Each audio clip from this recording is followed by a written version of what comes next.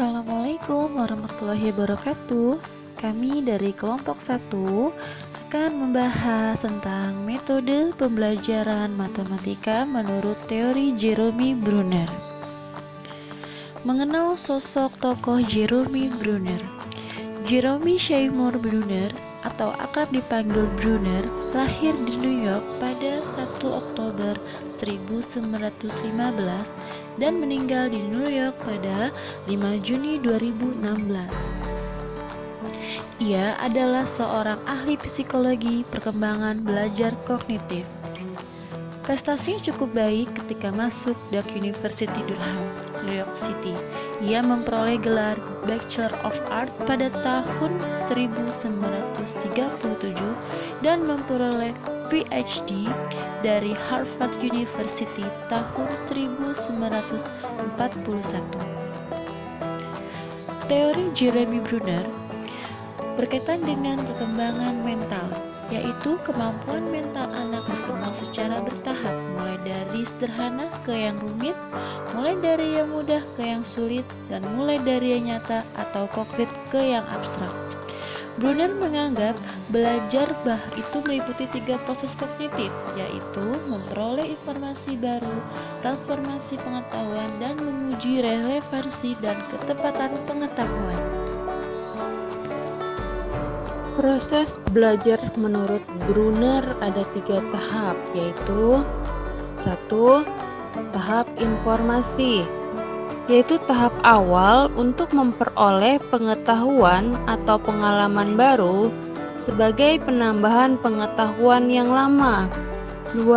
Tahap transformasi, yaitu tahap memahami, mencerna, dan menganalisis pengetahuan baru serta ditransformasikan dalam bentuk yang baru untuk dianalisis dan ditransformasikan ke dalam bentuk yang lebih abstrak atau konseptual agar dapat digunakan dalam hal lebih luas.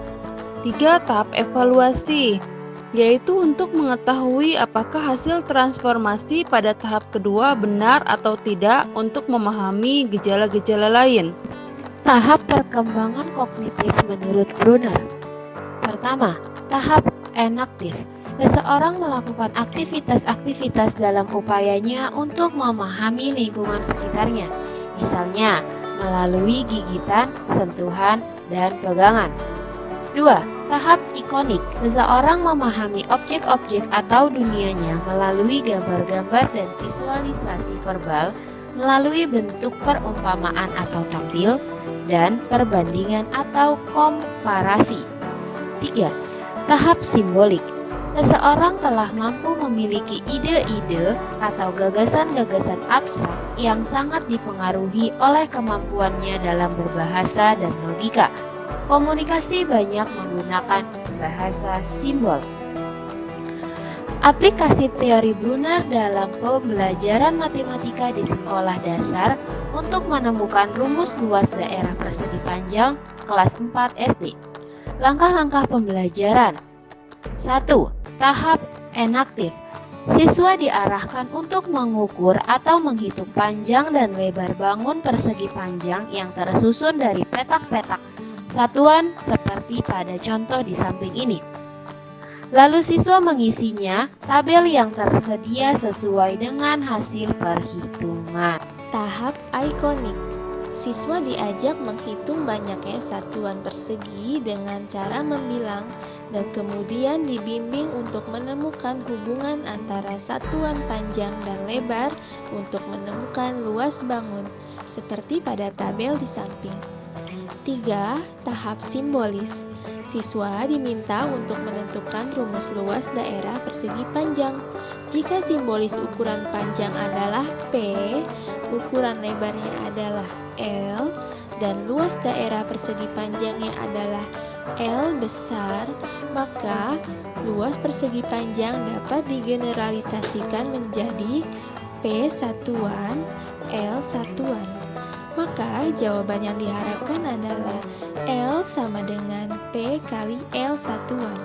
Jadi luas persegi panjang adalah ukuran panjang dikali dengan ukuran lebar. Dari penjelasan yang disampaikan sebelumnya, dapat disimpulkan bahwa teori belajar Brunner, yaitu melalui model belajar penemuan, discovery learning, adalah model pengajaran yang dikembangkan berdasarkan kepada pandangan kognitif tentang pembelajaran dan konstruktivisme. Siswa belajar melalui keterlibatan aktif dengan konsep-konsep dan prinsip-prinsip, dan guru mendorong siswa untuk mendapatkan pengalaman dengan melakukan kegiatan yang memungkinkan mereka menemukan konsep dan prinsip untuk diri mereka sendiri. Namun, tidak semua materi matematika di jenjang SD dapat diajarkan dengan menggunakan metode penemuan.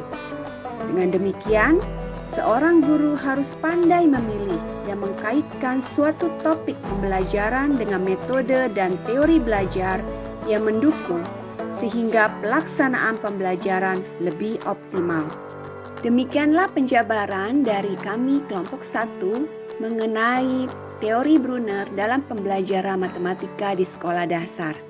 Terima kasih atas perhatiannya.